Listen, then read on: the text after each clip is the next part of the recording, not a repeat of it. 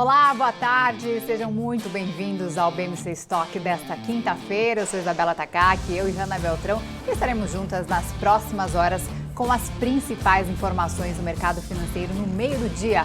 Confira os destaques de hoje.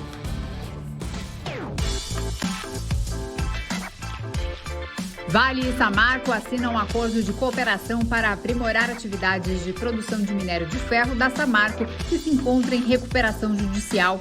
Ações da Meta despencam e dona do Facebook perde 200 bilhões de dólares em valor de mercado.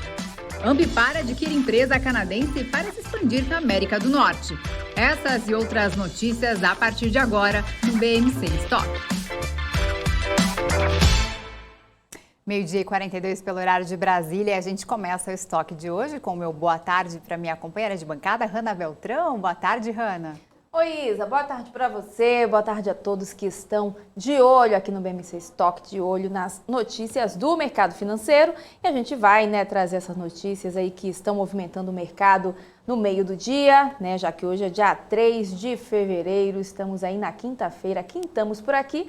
E a gente vai falar sobre esses assuntos, com os nossos convidados de hoje, já que a gente recebe, o professor de Economia Internacional do INSPER, Roberto Dumas, e Luiz Fernando Roxo, sócio fundador da Zen Economics. E também teremos os gráficos do Alex André, trazendo um panorama bem legal sobre os principais números que estão movimentando o mercado nacional e internacional. Agora sim, sem trava-língua, vamos começar então vendo como é que está o mercado aqui no Brasil, né, Isa? Isso mesmo, Hanna. Então a gente começa com os números do mercado financeiro, porque o Ibovespa opera agora em leve queda, como disse Marcos Taravalli agora há pouco, sem grandes oscilações por enquanto, com queda de 0,20%, operando aos 111.674 pontos, perdendo aí os 112 mil pontos, assim como estava nos últimos dias. E vamos ver então se alcança aí até o final da semana, até amanhã, os 102 mil pontos. Então agora 111.674 pontos. Vamos ver então as maiores baixas. Temos aqui Embraer com queda de 3,60% de queda, Marfrig com 3,45% de queda, Grupo Soma também recua com 2,34%, Bepac com 2,13%, BIF com 2,09% de queda, Positivo com 3,13%, Embraer 3,60%, acho que Embraer falei, já, Bepac, Bepan com 2,50% de queda, Petro 3 com 1,96% entre as quedas do dia. Temos aqui entre as maiores altas, com CVC com 3,05% de alta, Americanas com quase 3% subindo também, Braskem subindo 2,19%, Grupo Klabin com 2,16% de alta. E agora nós vamos conferir os números internacionais com a Hanna Beltrão. Vamos sim, Isa, vamos recapitular, ver como é que fecharam as bolsas internacionais. Deixa eu dar uma atualizada aqui para a gente ver, como é que a gente vai já dar uma olhada então nas bolsas lá na Europa, como é que elas estão operando nesse momento. DAX na Alemanha está numa queda de 1,27%, FTSE no Reino Unido 0,32% de queda, CAC na França tem aí um recuo de 1,21% e o índice Eurostoxx também cai 1,48%. A gente vê então que o cenário na Europa, as bolsas estão no vermelho por lá, e nos Estados Unidos o cenário não é diferente, viu? Dow Jones agora cai 0,54%, S&P 500 1,14% de queda e Nasdaq 1,89% de recuo também. A gente vê então que as bolsas pelo mundo estão aí no vermelho, assim como o nosso Ibovespa também, que agora cai 0,14%. Já em relação ao dólar, a gente vê então que a moeda norte-americana, que ontem estava caindo durante boa parte do dia, está aí com uma alta de 0,20%, cotada a R$ 5,27, e o barril do petróleo está recuando agora. O Brent cai 0,19%, está aí na casa dos 89 dólares o barril, e o petróleo WTI cai 0,10%, vendido a pouco mais de 88 dólares o barril também. E a gente segue de olho no mercado internacional, porque ações do Facebook, agora a Meta, desabam 22% após o balanço com números abaixo do esperado. O lucro foi de 8% aí menor no trimestre e a previsão para o primeiro trimestre deste ano já foi revisada para baixo. A nossa correspondente Giovana Lucatelli está de olho nesses assuntos e tem mais informações aqui no BMC Stock. Boa tarde, Giovana. Boa tarde a todos que nos acompanham. Essa queda se concentrou no business metaverso de Mark Zuckerberg e o prejuízo foi de mais de 10 bilhões de dólares no ano passado.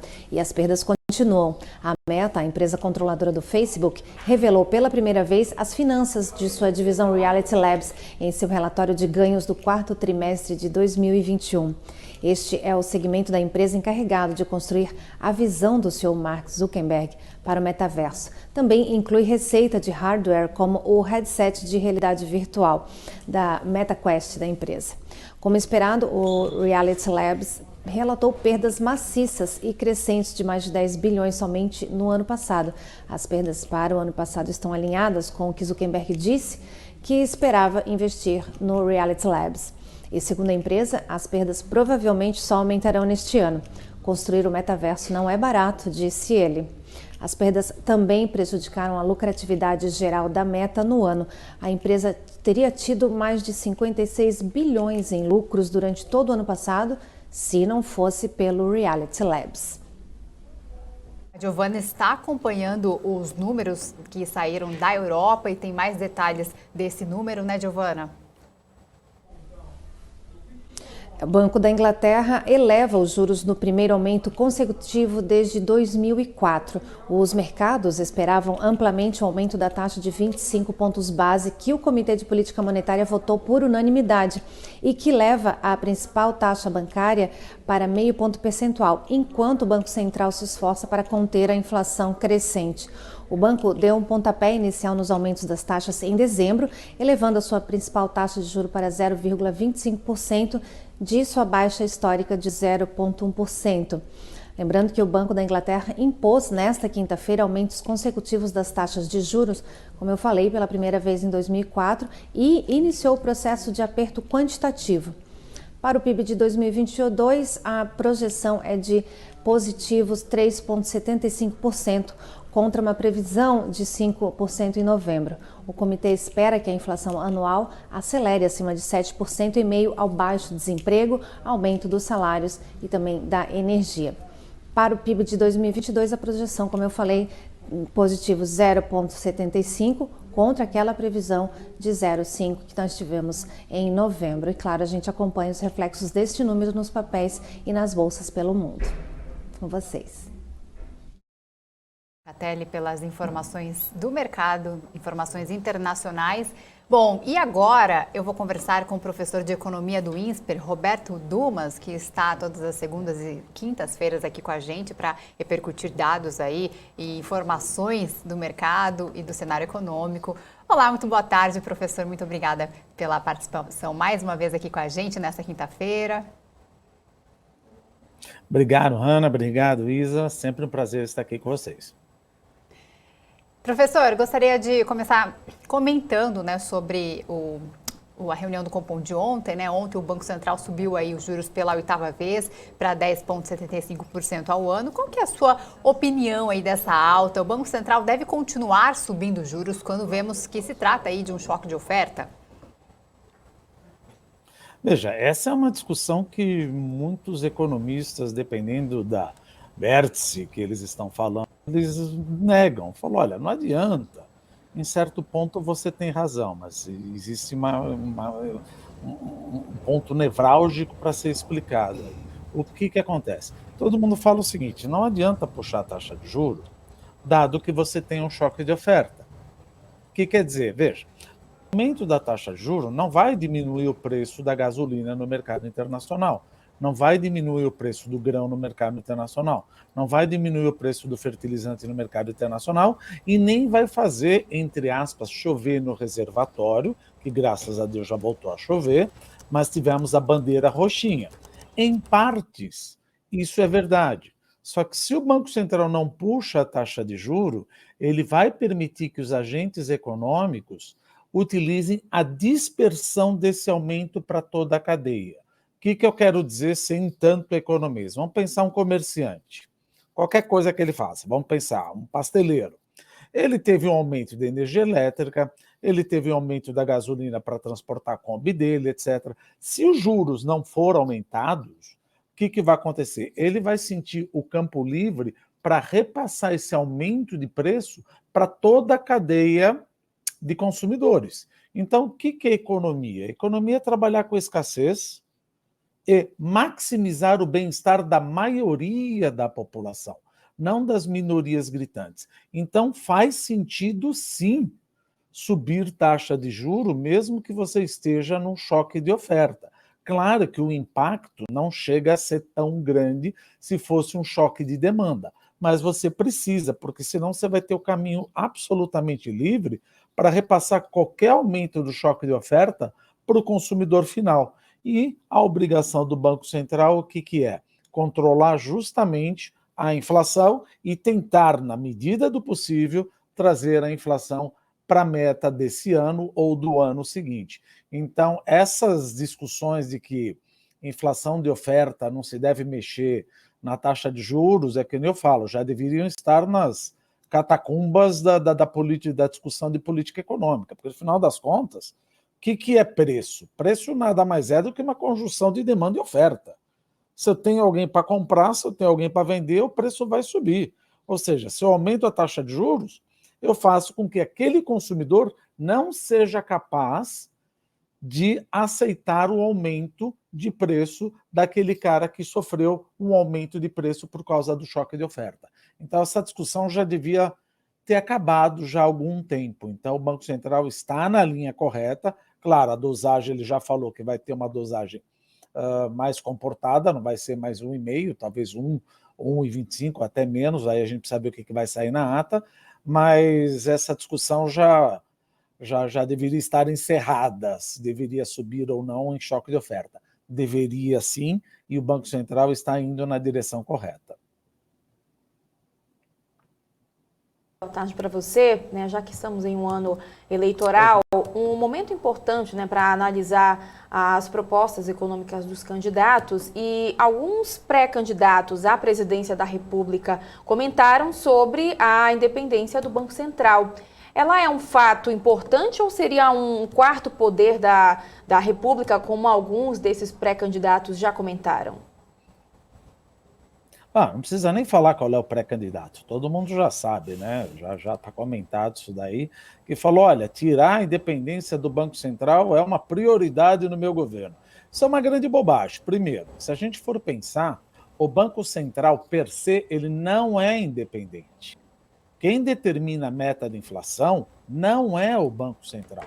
Quem determina a meta da inflação no Brasil é o Conselho Monetário Nacional, que é composto pelo ministro da Economia, o secretário econômico da Fazenda, vamos supor, o segundo nome da Economia, e o presidente do Banco Central. No final das contas, quem determina a meta da inflação, a meta que o Banco Central tem que perseguir, não é o Banco Central, é o próprio governo. Então, se esse governo que eventualmente entrar, ou que quer entrar, etc., fala, não tem que ter independência, ora, então ele que fala que a meta da inflação é 10%, 12% e muda. Tira a ancoragem, não põe essa culpa na cabeça do Banco Central. O que o Banco Central é hoje, a gente chama de independente, mas não é o termo correto, porque não é ele que determina a meta da inflação, é muito mais uma autonomia. O que é autonomia? Olha, uma vez definida a meta da inflação, deixa o Banco Central trabalhar. E por que essa independência ou autonomia é importante? Isso já foi sujeito até a Prêmio Nobel da Economia de 2004, dos economistas Kydland e Prescott, quando eles mostraram que, olha, conforme o Banco Central age, ou por regra, que é o que nós estamos agindo agora, ou discricionariedade, o Banco Central tem um leve incentivo a enganar a população, falando que vai entregar uma inflação baixa e acaba entregando uma inflação alta. Se a tua expectativa estiver ancorada, o ajuste salarial, assumindo que está começando agora o jogo vai ser assim, o meu reajuste salarial vai ser baseado no que você me contou. Só que se você acabar me enfiando uma inflação mais alta, o salário real cai, a população ganha menos e aumenta o emprego. Olha a vontade do Banco Central de enganar a população em vésperas de eleição. Então, por isso que não pode ter essa vontade. Aí você fala, puxa, então quer dizer que se eu sempre enganar a população, eu vou ter mais emprego? Não. Por quê? Porque os agentes econômicos são racionais. Uma vez você deliberadamente, que já aconteceu no passado, não muito recente, deliberadamente fugir da meta da inflação, não por choque, mas forçar a taxa de juros para criar mais emprego, o que acontece? Os agentes econômicos, como são racionais, as expectativas ficam desancoradas completamente. Ou seja, eu não sei mais o quanto eu tenho que puxar ou pedir de reajuste salarial, uma vez que eu sei que o Banco Central não está preocupado com a ancoragem da inflação. É a mesma coisa quando você tem um pai bravo. O pai chega para você e fala, eu quero você aqui em casa às 10h15 da noite. Você chega às 10h30. Você toma uma lavada? O que a gente quer dizer tomar uma lavada? Se fizer um paralelo, ou seja, você vai tomar uma bronca e se eu fizer um paralelo com o Banco Central vai puxar a taxa de juros de modo a ancorar as expectativas inflacionárias.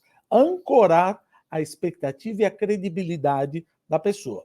Agora, do filho da filha. Agora, quando você fala que a inflação tem que ser 3% ou 4%, que é ancoragem, e depois o pai chega e fala, olha, chega a hora que você quer, você perdeu a ancoragem, você não sabe mais que horas você tem que chegar em casa e quanto você pode reajustar o nível de preço, porque não tem mais ninguém no controle efetivo da inflação.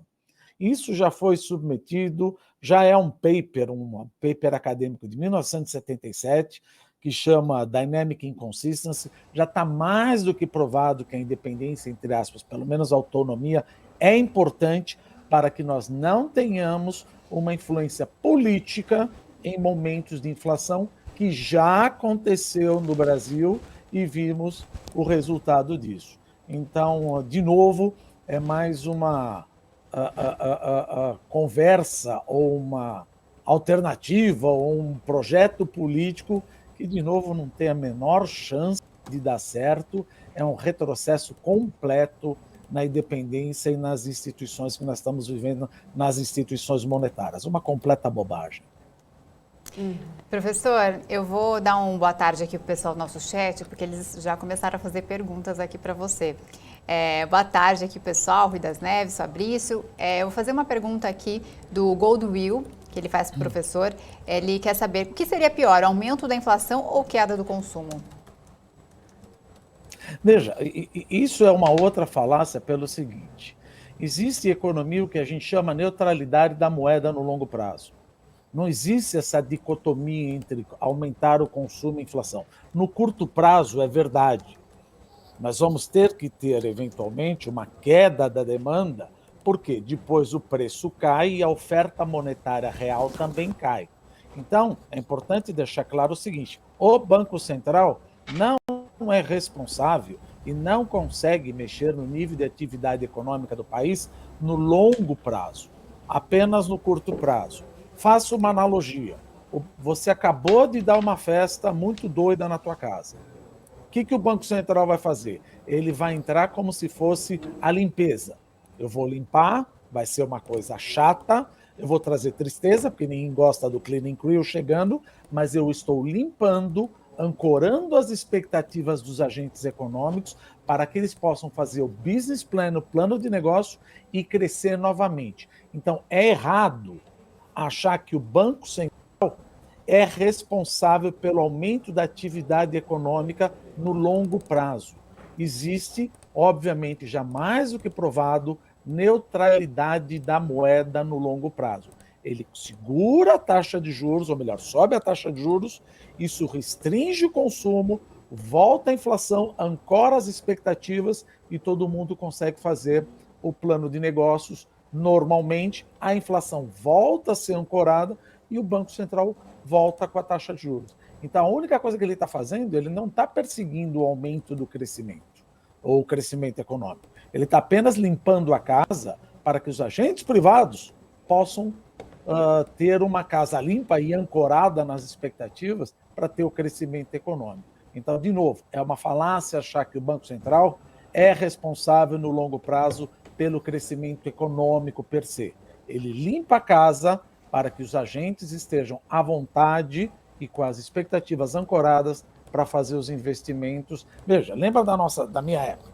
A inflação era 40% ao mês. Como é que você vai fazer uma expectativa ou completamente expectativa desancoradas? Como é que você vai fazer um plano de negócio quando você não sabe, não tem a mínima ideia como é que está a inflação? Tá? Então, o que o Banco Central está fazendo é tira esse tipo de incerteza da tua frente e segue teu rumo agora. Só que para fazer isso, você tem um custo no curto prazo. Tá certo, professor. Respondida então a pergunta do Goldwill. E inclusive o pessoal gosta muito da sua análise aqui no chat, né? O Wilmário Cliff falando Dumas para ministro da Fazenda. Obrigada, professor, pelas suas explicações. Obrigado. Muito bom. A gente se vê na segunda-feira, então, com mais análises econômicas do professor Roberto Dumas. Obrigada, uma boa tarde para você, professor. Boa tarde, Hanna. Boa tarde, Isa. Boa tarde, pessoal. Um abraço. Bom, agora a gente fala da MRV Engenharia, que informou hoje que a gestora de fundos Velt fez a aquisição de 5% do total aí de ações ordinárias da companhia. E a Sami Facuri é quem tem as informações para a gente, né, Sami? Boa tarde. Isso mesmo, Isa. Boa tarde para você e para todos que estão nos acompanhando aqui no BMC Stock. Foram compradas aí 24 milhões e 266 mil papéis da MRV, o que corresponde aí a 312,5 milhões de reais, considerando o fechamento de R$ 12,88 de ontem. Recentemente também a construtora anunciou que vem investindo em soluções tecnológicas em busca aí de eficiência e melhores resultados operacionais. O objetivo para este ano de 2022 é aprimorar aí a linha de produção, agregando mais qualidade aos métodos construtivos e segurança aí aos operários, Isa. Pois é, a gente aproveita então, né, já que a Sami trouxe aí essa informação para a gente dessa empresa do setor de construção, a gente aproveita para dar uma olhada no papel, né, que nesse momento sobe 0,88%, está aí cotado a R$ 12,89. Bom, e agora mudando para o setor bancário, Sami, o fundador e presidente do Banco Digital Nubank, David Vélez, disse que a desaceleração da economia brasileira pode representar aí uma oportunidade para ganhar participação de mercado, apesar do ambiente de risco mais alto. E a Sami Facuri tem mais informações sobre as perspectivas do banco, né, Sami? Pois é, Isa, o Nubank é um dos maiores bancos digitais do mundo, com 48 milhões de clientes, acredita aí que a inadimplência vai subir nesse ano com o consumidor enfrentando aí a inflação e os juros altos, além da estagnação econômica. Só que o CEO, David Vélez, acredita aí que o Nubank vai conseguir manter os índices de inadimplência abaixo das médias do mercado, em razão aí do uso de inteligência artificial para conceder crédito. Só para você ter uma ideia, a taxa de inadimplência de 90 dias do Nubank nos cartões de crédito é de 3,9%, ante uma média do mercado de 4,8%. É com vocês, Izzy e Hanna. Tá certo, obrigada pelas informações, Sami Facuri. Então, aproveitando esse assunto, vamos dar uma olhadinha nos papéis do setor bancário, Hanna? Vou separar aqui para a gente ver, então, como é que estão os bancos nesse momento. A gente até, né, já começa olhando aqui os bancões. A gente vê, então, que tem está bem dividido, né? A gente vê, então, que Santander, com o ticker SAMB3, sobe 0,94%, Itaúsa 0,59% de alta também. Banco do Brasil também sobe 0,59%, está igualzinho aqui o número. Itaú com ticker ITUB4 sobe 0,52%. Depois Banco Bradesco está aí com alta de 0,38%. SAMB 11, né, outro ticker aí do Santander, está aí com alta de 0,09%. E aí a gente dá uma olhada aqui também, porque só a SAMB 4 está recuando 1% nesse momento, e aí a gente vai monitorando. Vamos olhar então, a gente olhou os bancões, vamos olhar então os bancos digitais, para a gente ver como é que eles estão operando aí nesta quinta-feira. A gente vê que está tudo no vermelho aqui, vou começar só por esse aqui, que é o Banco BTG Pactual, o único que está subindo agora 0,14%. está aí, né, nas maiores altas do dia. Já os tickers do Banco Inter, BID11, BID4, BID3 estão subindo, né, BID11 e BID4 com altas acima de 4%, BID3 subindo, queda, na verdade, de 3,38%, estão caindo, na verdade, os tickers do Banco Inter. E o Banco Pan também recua 2,81% e o Banco BTG Pactual com ticker BPAC5 cai 0,64%, enquanto o ticker BPAC3 sobe nesse momento na Bolsa, Isa. 13 horas e 6 minutos, vamos dar uma olhadinha para ver quem está no nosso chat, dar um olá e aproveitar para dizer que você já pode fazer sua pergunta, porque já vamos chamar aí o nosso entrevistado do dia, o nosso segundo entrevistado, né? Então, boa tarde, Evandro Zampieri, Antônio Araújo, Edécio Trindade, Vilmar Cli, Rodrigo M., Antônio Araújo, Fabrício Bilek, boa tarde para vocês. E o Cerveja aparecendo também por aqui, Cerveja dando... Estava sumido. Estava sumido, Cerveja dando as caras, o pessoal já falou até que eu era o Cerveja, Isa, olha só, tá aqui a prova de que eu não sou Cerveja. Quem mais está por aqui? O Edésio Trindade já deixando mensagem, o MPK falando professor é professor, didática do cinto para todo mundo entende. O pessoal gosta bastante quando o professor Dumas vem por aqui, né, Isa? Isso tem mesmo. O Antônio Araújo, né, deixando mensagem aqui também. Tem o pessoal que estava aqui em cima já, eu até comentei aqui, vamos likear, pessoal, que estava... O pessoal tá tímido ainda, tem 355 pessoas assistindo agora e apenas 64 likes, Isa. Não Exatamente. pode a gente isso, mudou tá de link, então você precisa dar like Exatamente. novamente para Quem que likeou no passado, like agora. seja entregue de forma mais extensa, né, para todo mundo que estiver acompanhando o BMC News. E agora sim eu vou chamar o nosso convidado, Luiz Fernando Roxo, que é o sócio fundador da Zen Economics. Muito boa tarde. Obrigada pela participação aqui com a gente no BMC Stock. Você parou até a água, tá certíssimo. É isso. Tudo bem? Como vão? Muito obrigado. Muito feliz de estar aqui mais uma vez. Adorei a aula do professor Dumas aí. Muito bom, né? Agora outra aula e outra análise, então, com o Luiz Fernando. E eu queria começar falando da disparada aí no preço de petróleo e o aumento também das pressões inflacionárias globais. De que forma que esses fatores aumentam a insegurança sobre a recuperação econômica brasileira e como que isso pode impactar no Ibovespa? O petróleo continuou subindo e atingiu aí perto dos $90, né, até ultrapassando esse valor. O Brent, que é referência para a Petrobras, e isso pressiona um pouco mais a inflação. O problema é que o petróleo acima de $100, ele já justifica muitos produtores e muitas maneiras de se extrair petróleo alternativas que os controladores aí basicamente do mercado internacional de petróleo, que são a Arábia Saudita e a Rússia, né, além dos Estados Unidos, que na verdade prefere que o preço esteja mais baixo, né, mas esses dois que gostam, né, que meio que controlam aí o preço do petróleo, acima de $100, provavelmente entrariam novos competidores, não só no petróleo, mas na energia de maneira geral. Já justifica a gente colocar álcool no carro, já justifica investir em energia eólica, solar e esse tipo de coisa. Então, eu acredito que exista um equilíbrio aí no petróleo abaixo de $100, pode ser que ele chegue ali pertinho, mas acho que é muito difícil, pelo menos por enquanto, ainda mais com a taxa de juros subindo no mundo, o petróleo continuar subindo. Por mais que na reunião do OPEP ontem eles disseram que estão com dificuldade de entregar os 400 mil barris a mais aí que eles prometeram. É uma espécie de briga geopolítica que provavelmente está perto do seu equilíbrio. E lembrando, a inflação não precisa cair, ela só não pode subir, né? E as inflações que vieram aí nas últimas semanas estão em linha, principalmente no Brasil, aqui veio inflação ao produtor, inclusive, caindo um pouquinho.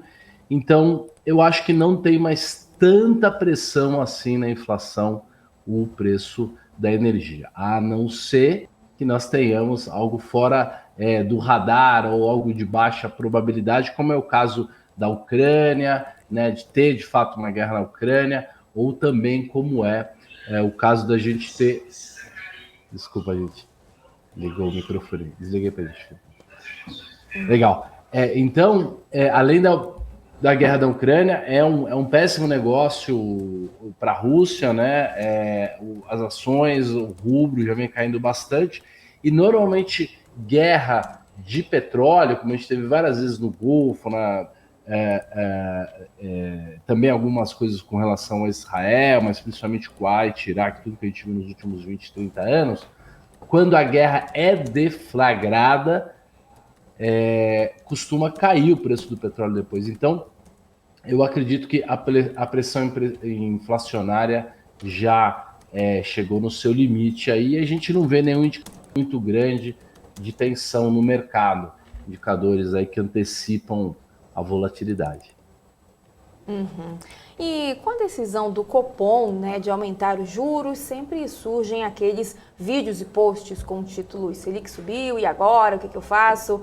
Né? Como é que os investidores podem montar uma estratégia interessante e mais independente do cenário macro, na sua opinião? E setores prejudicados e já precificados, como por exemplo o varejo, construtoras e empresas tech, podem sofrer um pouco mais?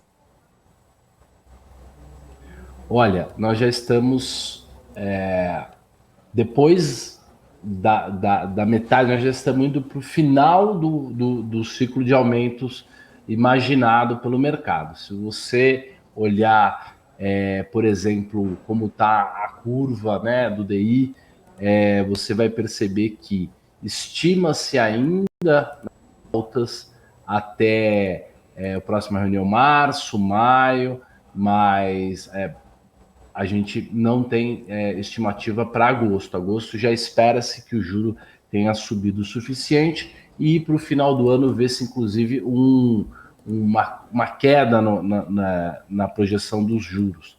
Isso faz com que a maior pressão sobre bolsa, a maior pressão sobre ativos de risco de maneira geral já tenha passado.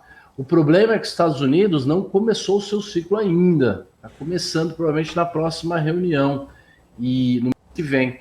E isso deve trazer volatilidade aí para os ativos de risco. Então, tem que tomar muito cuidado, e aí a renda fixa fica de fato interessante, né? A renda fixa fica interessante. É bom ter uma parte da carteira significativa em renda fixa. É muito imprudente ter, por exemplo, mais do que 50% do seu dinheiro em bolsa. Então, é importante aprender as técnicas e entender a diferença da renda fixa. Basicamente, se você comprar títulos do Tesouro Federal, se o seu dinheiro estiver no Brasil, né, se todo o seu dinheiro for em reais, se você comprar um título pós-fixado do Tesouro, você consegue se beneficiar dessa continuidade do aumento dos juros, que devem ir até antes de agosto. Os títulos pré-fixados, eles andaram se estressando nos últimos meses, mas inclusive já subiram, né? E o rendimento dos pré-fixados, tanto 2024 quanto 2031, que são os principais vencimentos, eles estão pagando aí 11 e pouquinho, estão pagando menos do que se espera que será a máxima de juros lá em junho, mais ou menos, que vai ser 12,5. Então os pré-fixados estão pagando pouco, eles tiveram oportunidade, mas agora estão pagando pouco. Então, se concentrar em títulos pós-fixados mesmo, que na próxima reunião já vão estar pagando os 11 e pouquinho que os pré-fixados estão pagando hoje, e aproveitar. Se tiver um estresse, se o mercado americano exagerar na reação do primeiro aumento de juros lá, e aqui no Brasil o pré-fixado voltar a pagar um pouco mais, 12,5, pode ser uma boa alternativa. Por enquanto, o prêmio entre o pré-fixado e o pós-fixado não justifica muito o risco, né, que você corre se os juros subirem, o seu título se desvalorizar. As pessoas acham que a renda fixa é fixa mesmo, né? Mas a renda fixa pré-fixada, ela varia muito, né? Porque o título vai sendo reprecificado todos os dias e o seu patrimônio vai mudando. É possível também encontrar alguns títulos privados, né? LCIs, LCAs de bancos de primeira linha, se beneficiando aí do Fundo Garantidor de Crédito, mas a maior parte do dinheiro da reserva de valor, né, onde não se corre tanto risco, tem que ficar aí mesmo no pós-fixado, e o risco do Tesouro é um risco menor do que o risco dos bancos, porque o governo não quebra, né? Ele é dono da impressora de reais, então ele jamais vai dar default. O que pode acontecer é a inflação, mas como o título é pós-fixado, ele resolve essa questão. E Luiz, a gente fechou aí o primeiro mês do ano com uma alta de quase 7% na Bolsa, a segunda alta seguida. E quais os riscos quando essa alta repentina não acompanha uma melhora proporcional no cenário?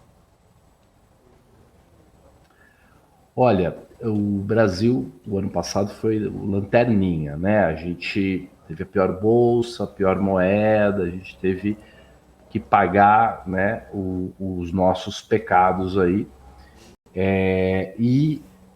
A gente já começou antecipadamente, quer dizer, já estava atrasado, né? A gente já estava atrás da curva quando a gente começou a subir os juros, mas esse movimento aconteceu antes dos Estados Unidos. A China até começou um pouquinho antes e também teve desvalorização na bolsa, né, nos seus títulos. A situação atual é um pouco diferente. Por quê? A gente já fez boa parte do processo da contração monetária, de aumentar os juros. A gente tem um hedge muito grande de commodities, que, como eu falei, seriam ali o fiel da balança, né? Porque se o petróleo continua subindo, você continua tendo pressão inflacionária vindo de fora, né? Como explicou o professor. Então, e a gente tem um hedge porque a gente é muito comoditizado. A nossa bolsa Vale, Petrobras, várias outras empresas de commodities. Então, a gente tem um hedge nesse sentido. Eu acho que o Brasil está muito mais atrativo do que estava. Além disso, ao aumentar os juros, né, e permanecendo com o dólar ainda bem acima da média, ou do que se diz aí que é o preço justo dele, que poderia ser um pouco abaixo de 5, tem muito prêmio para o estrangeiro que quer trazer dinheiro para o Brasil e ganhar esse carrego, né? A gente chama de carry. Então ele compra os reais, ele aplica uma renda fixa aqui, né? Ou mesmo faz um contrato futuro de juros e faz o hedge da moeda. Esse prêmio hoje está positivo, no ano passado estava negativo, por isso que a gente está recebendo bastante dinheiro. Então, sim, se a gente não tiver melhora no cenário, a Bolsa pode voltar a cair, mas os nossos preços, né, os nossos múltiplos das empresas, tudo isso está muito descontado. Então, o Brasil está num momento favorável aí. Ontem o Congresso reabriu, vamos ver se eles não atrapalham a nossa vida muito. Uhum. Né, e a gente tem visto, né, bastante volatilidade nos pregões. Queria saber, então, como é que você avalia o momento de operar opções, né, e de que forma essas disparadas interferem na estruturação das operações e também quais são os fatores que os investidores devem observar para operar esse tipo de investimento? As pessoas acham que volatilidade é ruim, mas volatilidade não é ruim, porque quando o mercado não mexe, quando ele fica parado muito tempo, significa que ele está acumulando energia. Então, ele não está visualmente volátil. Mas os prêmios de risco, que a gente chama de volatilidade implícita, já subiram, então os seguros ficam caros, e ele está se preparando para fazer um grande movimento. A gente chama aí de um movimento de cauda, né? Um movimento em que, em poucos pregões, ele varia cerca de 6 a 10 desvios padrões. Então, o mercado variando aí acima de um desvio padrão, que é parado, quer dizer, variando entre 2 a 3, no máximo 4 desvios padrões, é uma volatilidade boa, ela é saudável. Nesse sentido, a própria volatilidade implícita, que é o prêmio de risco, que é onde você olha o preço para saber se deve operar opções ou não, está baixa, tem caído. E então, o momento está propício tanto para pessoas que querem comprar seguros e se proteger, estão inseguros ou estão com um risco muito grande na carteira, querem fazer um seguro, a volatilidade não está tão alta, então o seguro não fica tão caro, quanto também a volatilidade nos ativos, né? Separadamente os papéis, separadamente está um pouco mais alta, né? Os papéis andam variando bastante, então tem bastante prêmio. Quem quer, por exemplo, fazer um lançamento coberto, vender uma put para comprar o papel mais barato, tudo isso está muito atrativo. A liquidez também está boa, não está ótima, né? Papéis um pouco menos líquidos não estão com tanta negociação assim, mas a liquidez anda melhorando muito nos últimos anos e é uma tendência, não vai parar de aumentar. Então, eu acho que é um momento muito propício. Outubro nós temos uma eleição, o risco já está meio precificado lá na frente, o próprio mercado meio que já precificou um pior cenário, que seria um retorno da esquerda, é o que eu acredito. Então, o cenário está super propício, tanto para quem quer se proteger, quanto para quem quer receber taxa, receber renda, quanto para quem quer fazer as duas coisas. Agora, Luiz, mudando um pouquinho de assunto, em relação à estratégia do pozinho, né, que é a compra aí de puts baratinhas para fazer seguro. A técnica é criticada por alguns especialistas, já que o custo do seguro por vários meses virando pó não valeria aí o retorno. Para qual tipo de investidor vale a pena fazer seguros com opções, né? Como saber aí a quantidade de opções que deve ser comprada e os prazos de vencimentos mais adequados? Perfeitamente. A utilidade do seguro de carteira, ela é inquestionável, né? Nassim Taleb escreveu alguns artigos, né, respondendo à crítica que a academia fez na principal revista sobre risco de mercado financeiro e mostrou matematicamente muito claramente lá os erros, né, que a crítica trazia. Tem um livro inteiro aqui explicando isso. Mas, de qualquer maneira, quem não souber fazer, não vai conseguir fazer direito e vai acabar perdendo dinheiro. Então, seguro no mercado, ele tem que estar barato. Não adianta você comprar seguro caro. Quando o seguro está muito caro, eventualmente é melhor você não ter a posição de bolsa, ou ter uma posição de bolsa um pouco menor. Então, respondendo a sua pergunta, para quem é adequado fazer o seguro de carteira? Para todo mundo que tem um risco de bolsa maior do que pode assumir. Né? Alguém tem 80% do seu patrimônio em bolsa, só 20% em reserva. Imagina se a bolsa cai 60% a 70%. Você aguentaria perder 50% do seu capital? 60% do seu capital? Você tem convicção dos ativos que você comprou?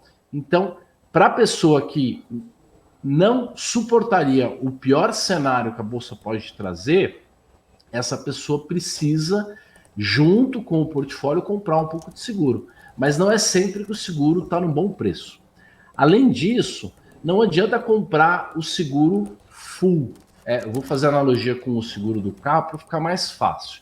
Se você faz seguro contra arranhão, contra qualquer tipo de problema que tiver o seu carro, ele custa muito caro. Esse, fazendo analogia para o mercado, seria o contrato de seguro quando o Ibovespa está a 112 mil, você faz um seguro no 112 mil. Um seguro no 112 mil custa 4% ao mês. Não vale a pena ter nada se você tiver que pagar 4% ao mês de seguro, porque dá mais de 50% ao ano de seguro. Então, o seguro que você tem que comprar não é no 112, é lá embaixo, é no 80, é no 85, é no 75. Por quê? Porque o problema do mercado financeiro não é a volatilidade, não são as pequenas perdas. O problema no mercado financeiro são as grandes perdas. Quando o mercado, por uma crise de liquidez, cai 30%, 40%, 50%, que é o que a gente chama de colapso. Né? Tem uma estrutura matemática muito parecida com o vórtex de qualquer cataclisma natural, tipo uma inundação de água, ou mesmo um tornado, qualquer coisa nesse sentido. Então a gente usa a matemática, por isso que o nome é colapso. E o seguro, ele tem que ser feito, então, bem longe do dinheiro. Se o Ibovespa está 112, você tem que fazer lá nos 80, 85, por isso chama de estratégia do pozinho. Né? Basicamente são opções que você compra com delta 1, qualquer plataforma boa de opção, você vai ver onde está o delta próximo de 1 é uma boa proteção, desde que esteja num bom preço. Quando o mercado fica muito turbulento, muito nervoso, o preço sobe demais, não compensa comprar, mesmo que seja o pozinho. O seguro no dinheiro jamais, mas esse seguro do pozinho, quando a volatilidade está mais baixa, quando o mercado está mais calmo, normalmente depois de grandes altas, depois do mercado subir, o seguro está mais barato, o que é mais propício, porque o mercado costuma afundar depois de grandes altas, quando o mercado se acalma. Uma outra característica é você saber o número de dias. Você não pode comprar um seguro baratinho, curtinho, de 10, 15 dias, porque ele tem um custo de carrego, ele tem um teto muito alto, e você não pode comprar um de 100, 120 dias, porque ele não vai te proteger. Se o mercado subir, ele vai ficar fora do preço, tem uma série de consequências. Então, o seguro vale a pena para todo mundo que quer diminuir o seu drawdown, e o seguro tem que ser feito no índice, no Ibovespa, no S&P, em algum índice que tenha liquidez em opções. Por quê? Porque a volatilidade média do índice sempre será menor ou igual do que a volatilidade dos carinhas que estão dentro do índice, lá dos papéis separadamente. Por quê? Imagina que num dia a Petrobras subiu 10 e a Vale caiu 10. E as duas têm o mesmo peso no Ibovespa. O impacto que isso causou no Ibovespa é nenhum, enquanto o impacto que causou em cada empresa é enorme. Então a volatilidade dos papéis separados é muito maior do que a volatilidade do Ibovespa. Então você consegue comprar um seguro muito mais barato. Se você quiser comprar um seguro de Vale hoje, custa 45% de volatilidade ao ano, e no Ibovespa custa 20 e pouco. Então, o seguro do Ibovespa custa, digamos, 1/3 do preço do seguro da Vale. Então, você tem que fazer no Ibovespa e ele tem que proteger o seu portfólio todo. Você tem que saber calcular mais ou menos o quanto seu portfólio precisa de seguro, mas não é uma conta difícil de fazer. E a melhor coisa é que quando o mercado cai, quando o mercado afunda, como a correlação de todo mundo, né, o beta de todo mundo vai para 1, o índice cai bastante. O índice cai bastante quando a bolsa cai, mas ele sobe devagar quando a bolsa sobe. Então, temos aí 4 ou 5 fatores que fazem com que qualquer seguro de carteira funcione. Uhum. Perfeito. Tem uma pergunta que não é nem uma pergunta, né? O Moisés Henriques, ele comenta o seguinte: comprar pozinho ou vender calls longas? Ele faz um comentário assim no chat, deixa no ar. Muito legal. A call, ela é a opção de compra, tá certo? Então, ela se valoriza se o mercado sobe e ela se desvaloriza se o mercado cai. Ao vender calls, você quer ganhar com essa queda. Só que a call, ela, mesmo que seja longa, ela tem um valor de 2 ou 3 reais. Se o mercado afundar, essa call que você vendeu, ela no máximo vai te dar 2 ou 3 reais. Então, digamos aí, você vendeu uma call no Ibovespa a 112 mil pontos para daqui 6 meses. Você pegou lá 5, 6 pratas. Se o mercado cair 40%, você só protegeu sua carteira em 5 ou 6%. Então, é uma proteção pequena. Agora, ficar vendido numa call faz com que, se o mercado suba, você comece a perder dinheiro. Então, você está fazendo uma estratégia muito assimétrica negativa. Quando o mercado faz o que você quer, que é cair, você ganha muito pouco. Quando o mercado vai contra você, principalmente uma grande alta, você perde muito. Então, seguro tem que ser feito com put. A não ser, aí é bem técnico, tá, gente? Que você venda, sim, uma call bem dentro do dinheiro, bem longa, e você trave com o papel. E aí você consegue fazer uma put sintética. Mas isso é muito complexo. Agora, Luiz, atendendo mais um pedido de um internauta, do Marcelo, ele pergunta: no longo prazo, venda coberta com opções OTM, tipo Delta 15, é lucrativo? Já foi feito algum estudo a respeito disso? Muitos, muitos. O primeiro que eu fiz foi em 2008, mas o mercado faz muito, lá fora faz muito. Nós temos que lembrar que esses estudos, eles usam séries históricas do passado. Então, eles são basicamente viciados aí pelo tempo, né? Comprar o ativo e vender a call pressupõe que todo mês você recebe uma taxa. Se o mercado não subir muito, a sua call vai virar pó e você vai conseguir ganhar com a alta do papel e também com essa renda adicional. Quer dizer, você vai ganhar um dinheiro adicional aí sobre um portfólio de ações, que é uma espécie de um dividendo a mais, né? Um dividendo sintético. Legal. Funciona.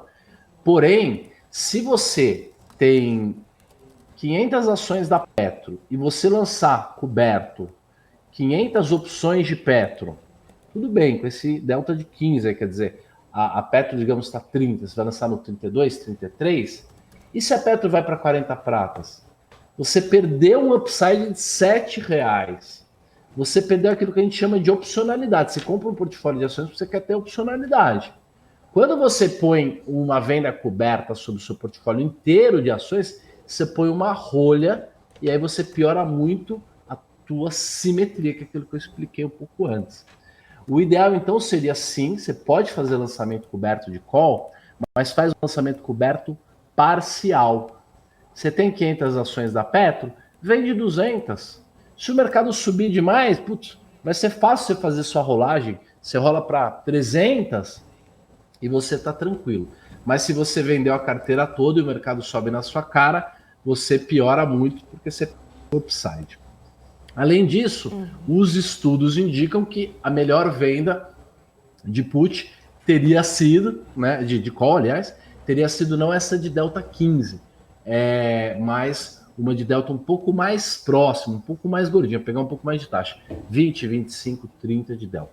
Mais ou menos no 20 ali, mas aí já são detalhes. Eu acho que o mais importante é a questão de que o lançamento de call seja parcial, para você continuar tendo upside no papel. Não em algum momento da sua vida você vai estar torcendo para a bolsa cair, o que não é nada saudável. E mais uma pergunta aqui do Leandro Silva. Ele pergunta o seguinte: o que é melhor, estratégias direcionais ou de intervalo? Muito bem. Obrigado, Leandro. Depende do que você é bom.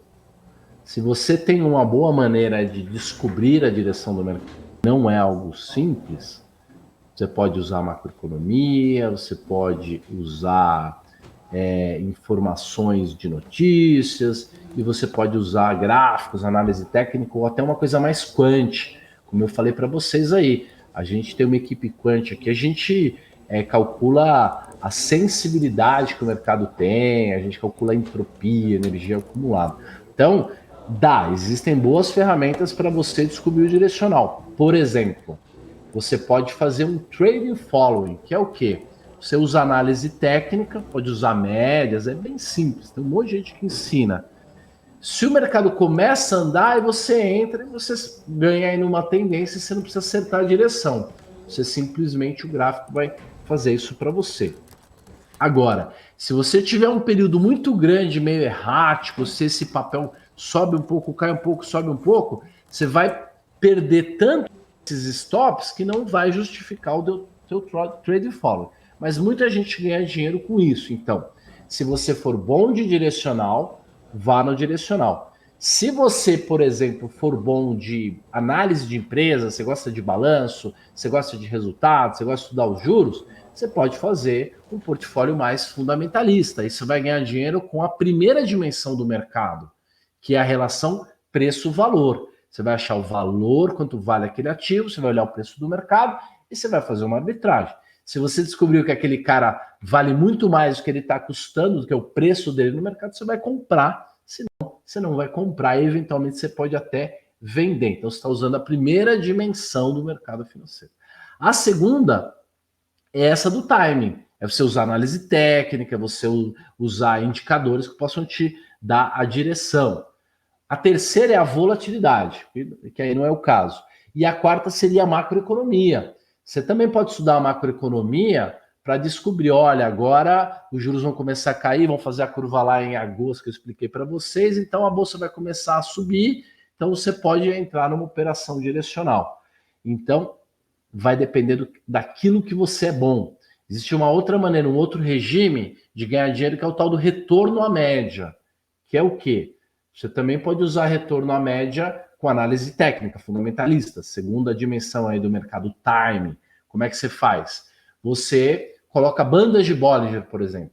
Chegou lá em cima, bateu na banda, é a probabilidade grande que o mercado volte a cair. Então, você vende um pouquinho lá, se o mercado voltar a cair, você compra lá embaixo.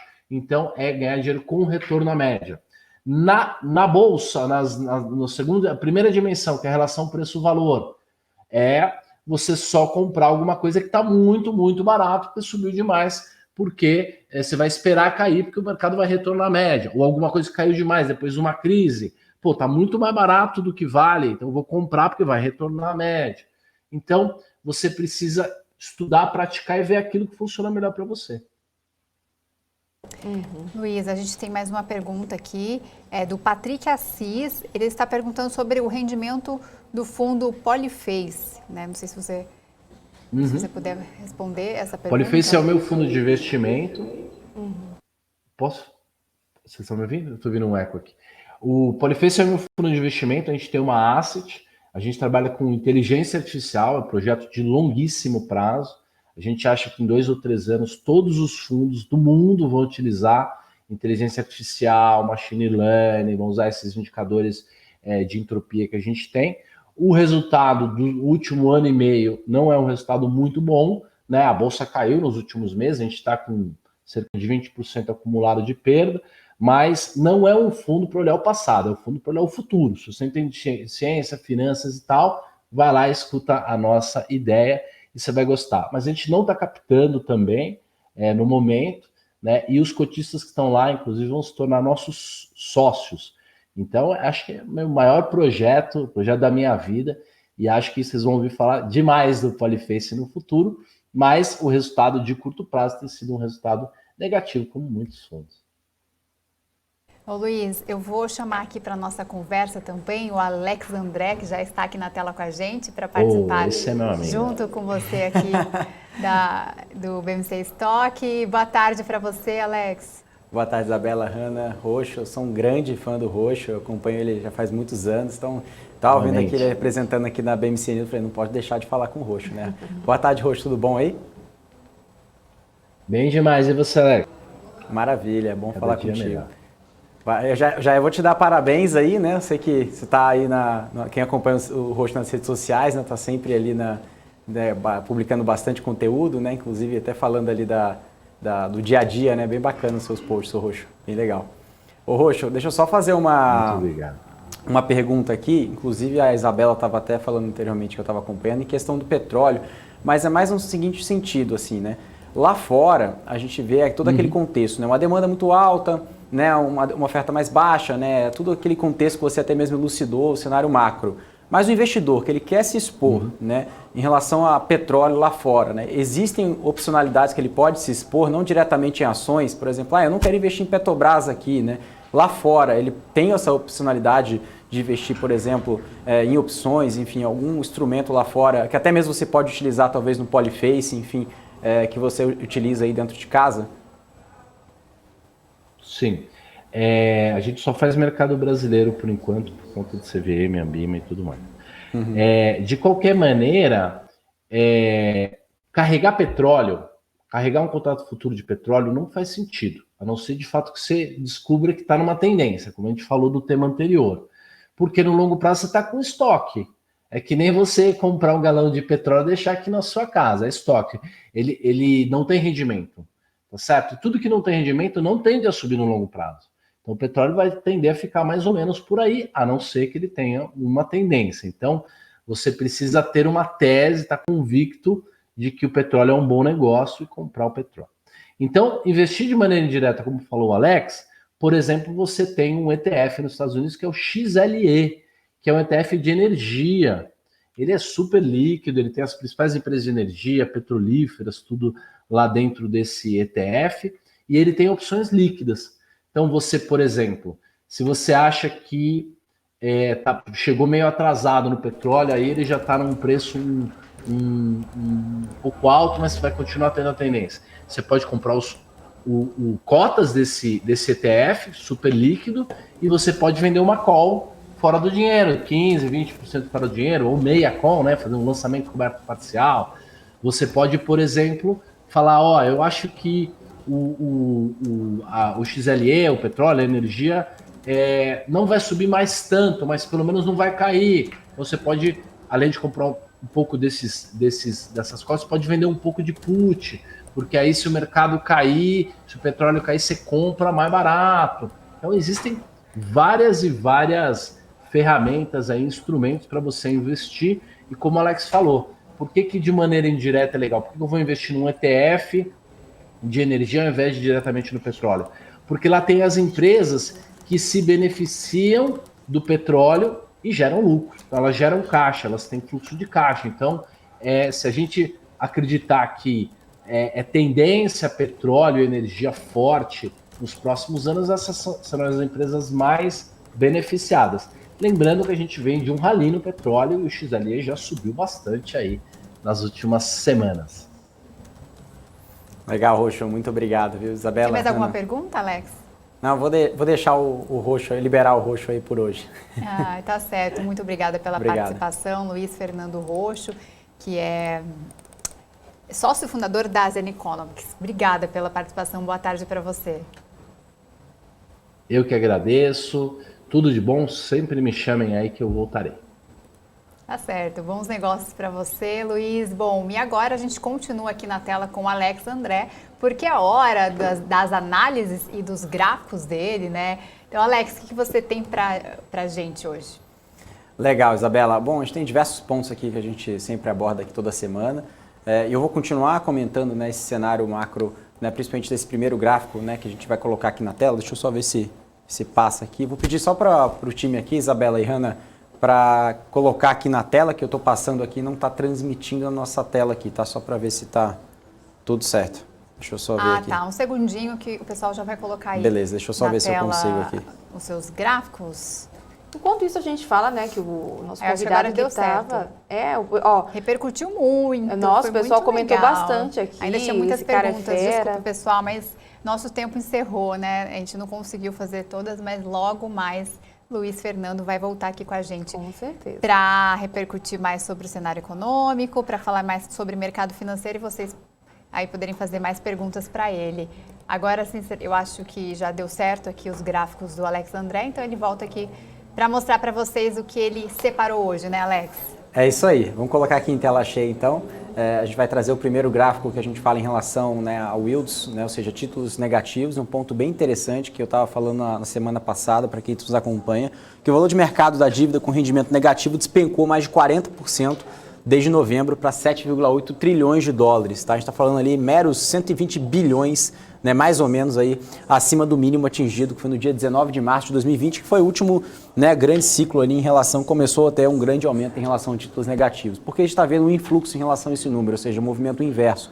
Porque justamente a gente está observando esse cenário, como o Roxo comentou, enfim, todos os convidados vêm elucidando muito bem, esse cenário macro, né, de alta de juros. Né? Inclusive, aqui no Brasil ontem, nós tivemos, né, dentro aí do consenso do mercado, né, a elevação de juros aqui na nossa Selic, mas lá fora é uma grande discussão. Né? Inclusive, hoje, o Banco da Inglaterra aumentou juros, né, o BCE, né, a Christine Lagarde, né, já disse um cenário, né, que o mercado já acredita uma alta de juros ao longo de 2022, né, e também Estados Unidos, março, né, ou seja, a principal data aí que o mercado já espera em relação a esse número. Então, o mercado já vem precificando nesse sentido e a gente consegue observar menos títulos, né, rendendo, né, de forma negativa, porque o mundo como um todo está subindo juros. Né? Então, o Brasil foi o país que mais subiu juros no ano passado, então é um movimento que a gente está olhando aqui, o número agregado, né, de títulos, né, rendendo negativamente, então tem diminuído bastante, tá? Ou seja, a gente está vendo uma queda muito grande desde 2021 até o momento, tá? Então, chegando ali próximos à mínima ali do ano de 2020, né, em torno de março ali, tá? Ou seja, aproximadamente aqui.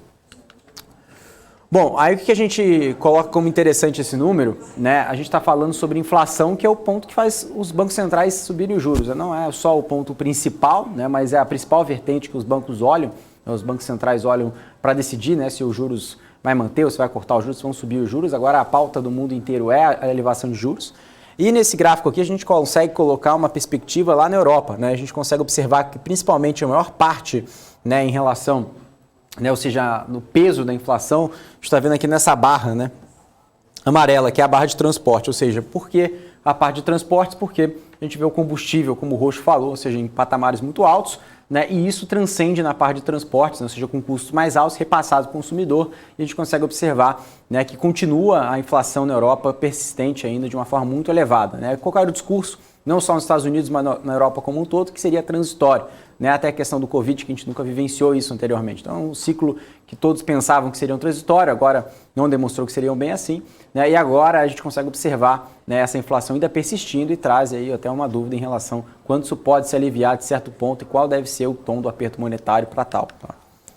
Bom, aí a gente traz um ponto interessante que a gente compara Brasil, né, em relação aos Estados Unidos, né, e também na Europa, né? Um ponto interessante que nós tivemos aqui a gente consegue ver, né, a taxa, né, ou seja, em relação ao CPI, ou seja, nosso IPCA, né, a meta, né, ou seja, em relação, né, a juros reais, né, a gente está observando aqui que o Brasil foi o país, né, que mais subiu os juros, né, como eu falei anteriormente, e ao longo dos Estados Unidos, né, na Europa, que não subiram os juros, né, e a gente consegue observar que o Brasil, inclusive, tem o maior juro real, né, do mundo, né, projetado, né, para o final desse ano de 2022, né, caso chegue ali próximo dos 12%. Né. Então, o que nós temos aqui nesse gráfico? Né, um grande diferencial de Brasil, né, em relação aqui de real rate, ou seja, a gente consegue observar aqui tanto em relação, né, ao target, né, em relação à inflação por lá, e a gente consegue observar que esse aumento, né, de Selic, justamente que tem acontecido aqui no Brasil, né, a gente consegue observar que o Brasil ele tem o maior juro real do mundo, e isso também possibilita, como a gente falou anteriormente, né, chegar ali próximo da meta, ali, como o próprio Banco Central vem falando em relação à inflação, e de uma forma bem considerável, né, alguma parte do mercado já vem considerando um possível corte de juros para 2023, tá? Ou seja, a gente consegue trazer, né, um ciclo já de corte de juros para o ano que vem, lembrando que o Banco Central tem feito a lição de casa, né, principalmente ali nos últimos 12 meses, tá? Nos últimos um ano atrás.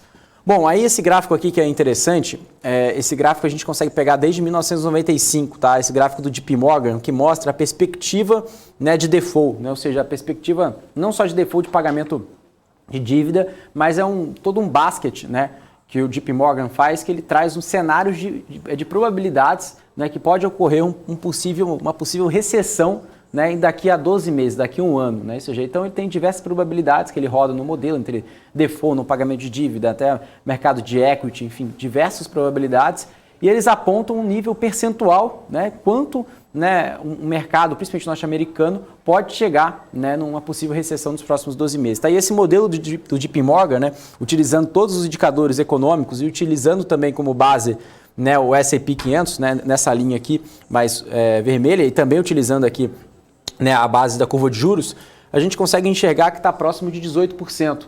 Né? Ou seja, a gente trabalha, né, num nível, né, principalmente próximo de 18%, um nível da economia americana que pode chegar ali próximo de recessão, tá? A probabilidade de 18%. Tá? Então, ou seja, a gente consegue lembrar que chegaram a níveis muito maiores antes, tá? Chegaram ali a bater 20%, 30%, 40%, quase 40% antes, e agora está girando em torno ali de 18%, 20%. Tá? Então, 18% é um número menor que a gente estava sendo observado antes. Tá?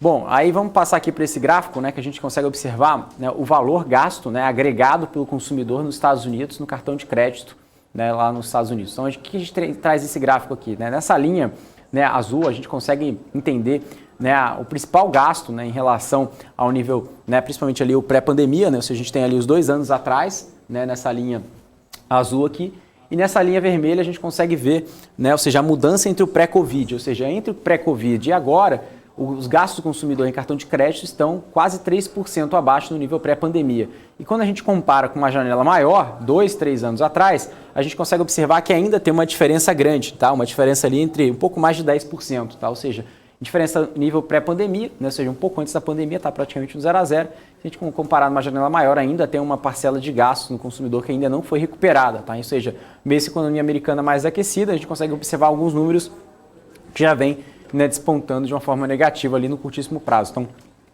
esse dado consumidor também é um dado bem interessante que consegue observar, né? E isso a gente traz ali como uma baliza, principalmente ali na parte do varejo, tá? Então é um ponto bem interessante. E nesse gráfico aqui, o Marco Saravalho falou, inclusive ali no pre-market, que é um ponto interessante, o Brasil, que era, inclusive no relatório do Goldman Sachs, estava escrito, né, dessa forma, que o Brasil era o país mais odiado para se investir no ano passado, né? Ou seja, os investidores de forma geral não gostavam de Brasil, e o cenário mudou, né? Nós viramos ali protagonistas nesse sentido, pelo menos até o momento, né? Quando a gente pega aqui em rendimentos, tanto em um mês, né, logo nessa tabela aqui, tanto em 3 meses, né? Então a gente está falando aqui praticamente o Brasil, né, 13%, né, de retorno ali em comparação aos emerging markets, né? E também quando a gente compara com todos os países de emerging markets, né, como Chile, Peru, Colômbia, Hungria, Arábia Saudita, Catar, África do Sul, Grécia, Kuwait e Turquia. A Turquia por último, porque tem um risco muito grande, né, não só na moeda lira turca, mas também com a própria política. Lá também temos problemas políticos aqui, mas o problema político lá tem sido muito maior, mais agravado que o problema do Erdogan, tá? Então, para quem acompanha o cenário de lá. Então, quando a gente pega aqui os 3 meses, somos os primeiros também, né? Quando a gente pega aqui em retornos, segundo pela República Tcheca e por último também Filipinas, também configurando ali com 4,2%. Tá? Então é um gráfico que vale a pena a gente acompanhar e o Brasil se despontando na frente dos países do emerging markets. Tá? Então isso vem se reconsiderando. Pô, esse gráfico aqui que é bem legal, que a gente pega em relação ao Facebook, né? O Facebook divulgou resultados, chegou a cair mais de 20%. E muita gente não entendeu o porquê. Claro que os resultados não foram bem recebidos pelo mercado. Mas um ponto interessante é, quando a gente pega em relação, né, ao crescimento de vendas, né, ou seja, a gente consegue observar que o Facebook registrou um aumento de 20% nas receitas, né, do quarto trimestre em relação ao ano anterior, mas as ações caíram 20%. Né, ou seja, um crescimento de 20%, mas mesmo assim as ações caíram 20% nas negociações, né, do aftermarket. Mas a gente sabe, né, que a expectativa e o crescimento da companhia ela trada no múltiplo muito alto, né? Então por isso que as expectativas de crescimento são altas também. Mas foi apenas, pelo menos, uma questão que a gente consegue observar que milhares de companhias, principalmente as não listadas, né, que a gente não tem no mercado, que se tivesse um crescimento de 20% que a gente observaria em um quarter, né, realmente seria um resultado muito bom. Mas não é o caso do Facebook, né? Ou seja, o Facebook tem aí uma avaliação muito maior, né, em comparação a outras empresas de tecnologia menores, então tem até mesmo uma cobrança maior, um resultado de crescimento. Tá? Ou seja, a gente estava vendo um resultado anterior, né, antes de 20%, em torno de 55%. Então, se a gente consegue observar essa queda, né, que chegou de cair de 55% para 20%. Lembrando que a última queda foi em julho, durante a pandemia, chegou a subir somente 10% em relação às receitas, tá? Em relação, quando a gente fala aqui ano contra ano, tá, pessoal? Esse gráfico aqui. Bom, aí a gente tem esse gráfico aqui interessante que a gente mostra em relação à performance, né, de earnings do quarto trimestre dos Estados Unidos. Tá? Então, esse gráfico aqui, até vou ficar aqui um pouco de lado para você conseguir observar que como que foram, né, como está acontecendo, né, os resultados do quarto trimestre por lá. Então, esse gráfico ele simboliza muito bem, esse gráfico do Morgan Stanley, que ele mostra que a maior parte, né, do IPS, seja do lucro, né, por ação dos Estados Unidos, tem ficado abaixo do esperado, tá? Ou até mesmo dentro do esperado. E somente uma pequena parte, como por exemplo o Google, que está dentro desse basket, que entrou que bateu o IPS, ou seja, chegou a subir, os resultados foram acima do esperado, né? Ou seja, uma pequena parte, né, dos resultados que foram divulgados superaram, né, os resultados das estimativas dos analistas. Tá? Então, ou seja, por isso que explica também não só a tendência, né, que a gente conseguiu observar essa queda do S&P 500 como um todo, mas também a questão de juros, como a gente tem comentado, mas também a expectativa de IPS para baixo, ou seja, os analistas vão precificando os resultados e vão colocando o cenário de juros mais altos e vão cortando o IPS, como a gente já falou desse gráfico também do IPS do próprio S&P 500, tá? E esse gráfico aqui também é bem legal, que a gente pega aqui Global Equities, né, versus Earnings Per Share, né, ou seja, versus IPS. Então esse gráfico é bem legal, que mostra desde 2009 até esse ano 2022, que mostra aí um crescimento das ações, né, globais, junto ali com uma tendência também de lucro, né? Ou seja, o que simboliza isso? Ou seja, lucro para cima, as ações para cima, né? Então a gente mostra agora que 2022, né, a gente consegue observar ali Global Equities caindo, né, de forma geral, claro que tem um grande peso Europa e Estados Unidos aqui nesse gráfico, mas também ao mesmo tempo a gente consegue observar ali, né, no curtíssimo prazo ali, em janeiro 22, né, ou seja, os analistas deixando ali o EPS, né, mais flat, ou até mesmo cortando de forma marginal, tá? Principalmente ali os setores que têm maior peso, principalmente os Estados Unidos, né, que a gente pega tecnologia com aproximadamente ali entre 25% e 26%, chegou a bater 29% do market cap do S&P, tá? Então é um ponto bem interessante que a gente nota por aqui.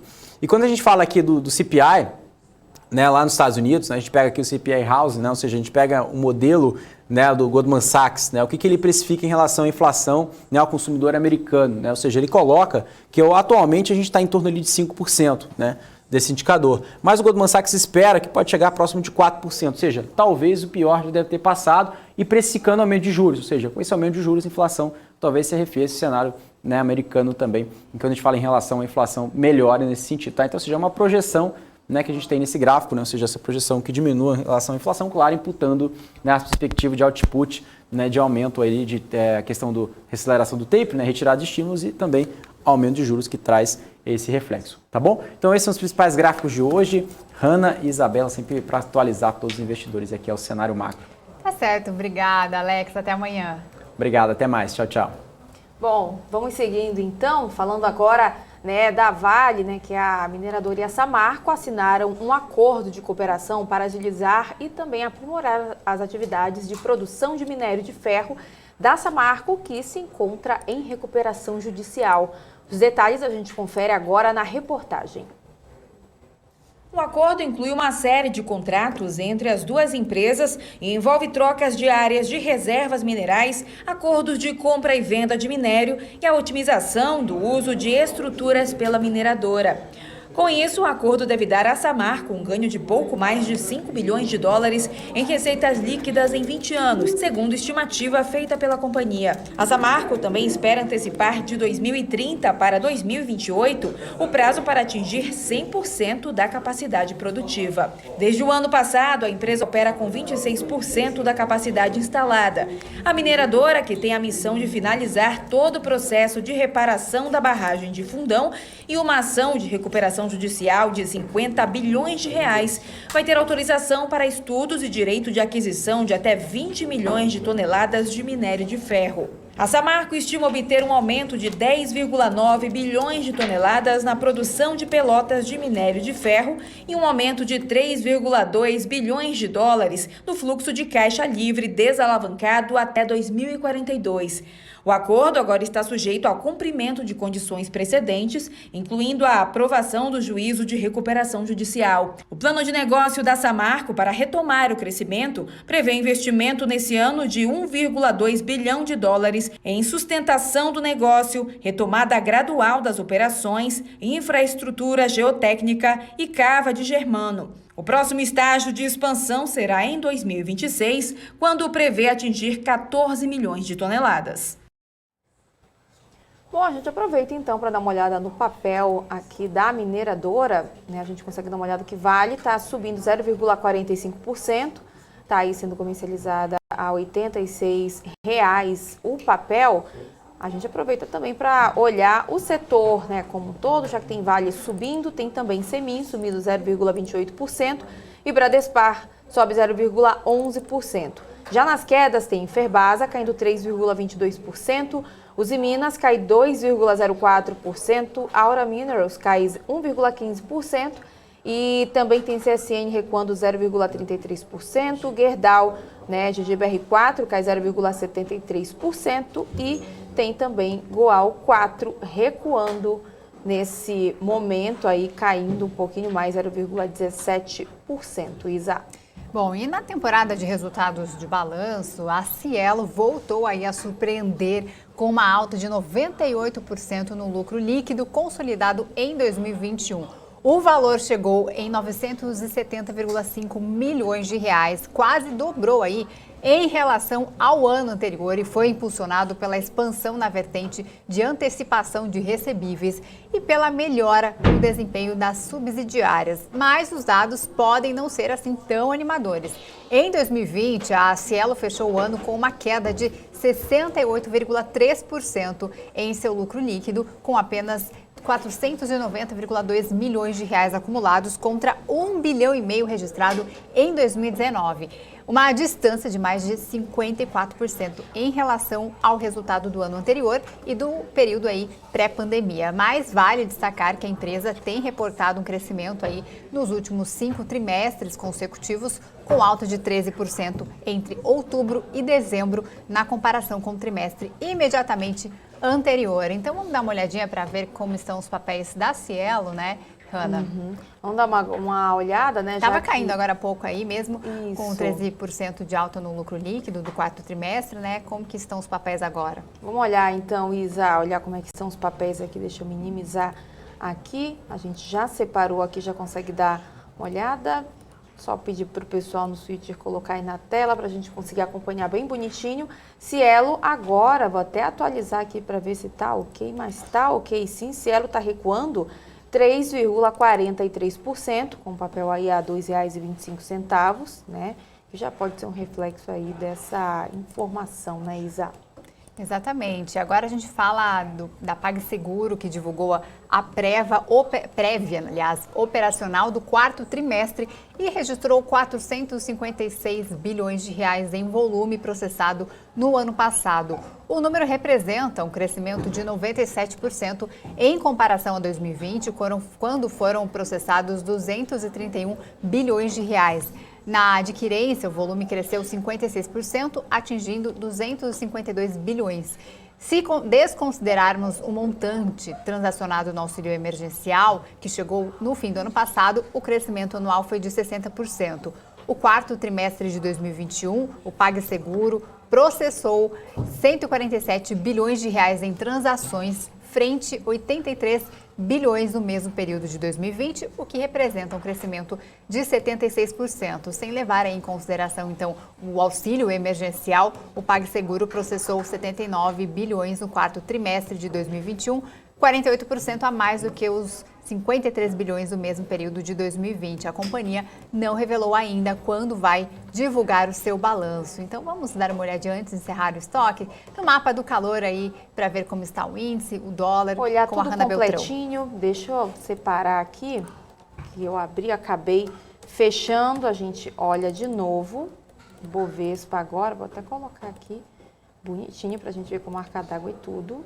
Agora sim, a gente vê então que o índice está aí, né, operando nesse momento numa queda de 0,32%, está na casa dos 111.534 pontos. Abriu o pregão hoje nos 111.897 pontos, chegou numa máxima, né, chegou aí nesses 112.500 pontos e aí está perdendo agora, já está em 111.534 pontos. Quando a gente vem aqui para o nosso mapa de calor, a gente vê que está tudo bem dividido, né? Vou começar então falando das maiores quedas de hoje, porque tem Banco Inter com ticker BID11, liderando aí, caindo 5,31%. Tem também Banco BTG Pactual, recuando 2,51%. Banco Pan também, 3,54%, aliás. Local Web vem na sequência, caindo 5,19%. Setor de frigoríficos também está por aqui. Olha só, Marfrig cai agora 4,74%. Minerva, 2,54% de queda também. Depois a gente vê que tem setor de varejo aqui também figurando nas maiores quedas, assim como o setor de siderurgia e mineração. Tem as aéreas aqui, já dei uma olhada, achei Gol e Azul. Gol caindo 0,74% e Azul também 0,62%. Aí a gente vê então, falei do setor de varejo, tem Grupo Soma recuando 2,74%. Depois a gente vê que tem Natura caindo 1,5% também, TOTS 1,82% de queda, 3R Petróleo, um do setor aí, né, das petroleiras, aí está recuando 1,87%, IRB também 1,66% de recuo nesse momento, Melios também cai 1%, está redondo aqui inclusive o número de Melios, número de queda. Falei do setor de siderurgia e mineração agora há pouco, né, seguem aqui caindo também. E depois eu vou olhar aqui então as maiores altas, porque tem Edux do setor de educação liderando a alta aí, subindo 4,18%. E depois aparece BR Malls subindo 2,14%, Klabin 1,88% de alta, Redditor tem ganhos de 1,62%, Amer3, né, setor de varejo, está aí subindo 2,66%. Tem Gol e Azul caindo, mas CVC está aqui na nossa ala verdinha do mapa, subindo 2,53%. Depois aparecem as elétricas aqui, a Elet 6 sobe 1,37%, Copel 1,38% e Taesa está aí também subindo 0,99%, assim como Equatorial sobe 1% agora. Edux está subindo, mas Cogna também está aqui subindo 0,80% também. E no mais é isso, né, Isa? Tem muitas empresas aqui que estão subindo, mas a maior parte está caindo. E o BMC Stock de hoje vai chegando ao fim, mas a Hanna Beltrão volta mais tarde com business, né, Hanna? É isso aí, Isa. O estoque dessa quinta-feira está acabando. A gente volta amanhã trazendo mais informações do mercado no meio do dia. Mas eu volto sim mais tarde, às 6h45, porque hoje a gente conversa com a Desktop, conhecendo um pouco mais sobre a companhia. Então já estou fazendo o convite aqui para todo mundo deixar pergunta lá no chat que a gente repassa para os gestores. Todo mundo participando, é assim que a gente gosta. Isso aí, não percam. Boa tarde para você, até amanhã, Hanna. Até amanhã.